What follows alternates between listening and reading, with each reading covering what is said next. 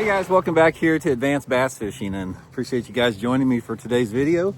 Guys, today I want to share with you a technique for catching bass, particularly between the middle of April to the middle of May, really right when those bass get done spawning. It's this is a technique that works really good when you can still see maybe a few bass on the beds, but most of them are gone, most of the beds are empty.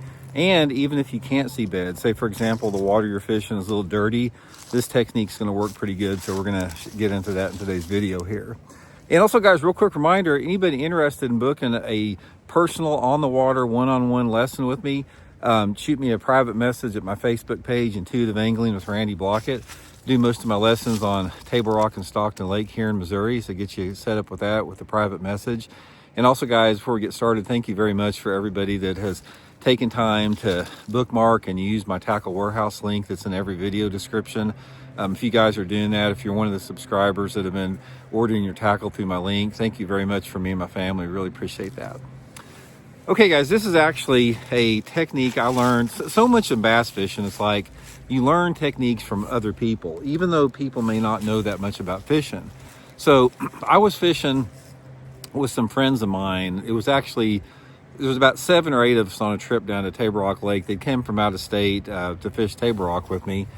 And it was the last week of April, and most of the bass had already been done spawning. They were, there were still some bass on the beds, but most of them were pretty much finished up. And the guys that came down here with me, they didn't really know anything about bass fishing. They had boats, but they didn't know much about bass fishing. And we came in after the second day of being on the water. We were just having a little tournament amongst the 6 of us. And a couple of my buddies said they caught real good bags throwing a crankbait on the spawning type banks. And I'm I have never thrown a crankbait for those type of fish. Usually I'm fishing a shaky head or a Ned rig or, some type of a bottom bouncing lure. That's just how I do good. I've just never done that good on it. And what even was more remarkable about it, they was catching them on a shad wrap. And I have never fished a shad wrap in May during the post spawn. That's sort of a cold weather deal. So anyway, they were telling me about it. It's the only way we could get a bite was to fish the shad wrap really fast. The water's pretty clear. So I started doing that, and I started catching some fish. And me and my buddy, we had a tournament the very next weekend on Table Rock Lake. And we started using that technique about speed reeling the shad wrap on the outside of these spawning areas. And guys, we got second place in the tournament. We had 22 pounds. And I sort of want to tell you a little bit about that to try this technique yourself. We were going into those areas where the fish, you could see some beds, where the fish had been spawning. We put that shad wrap on 8-pound test line on a spinning rod and made long casts parallel to those spawning banks just on the outside of the beds. So that shad wrap was running in about 5 or 6 foot of water. And we were fishing that shad wrap with just a fast retrieve in that clear water. And guys, that's how we caught the 22 pounds. This is paralleling those spawning banks with a shad wrap. Clear water visibility was probably, 4 or 5 foot, clear water situation. And we freaking ripped them on that. And it made me realize for the first time that I always thought that during the spawn like this, a lot of the bass didn't want to chase.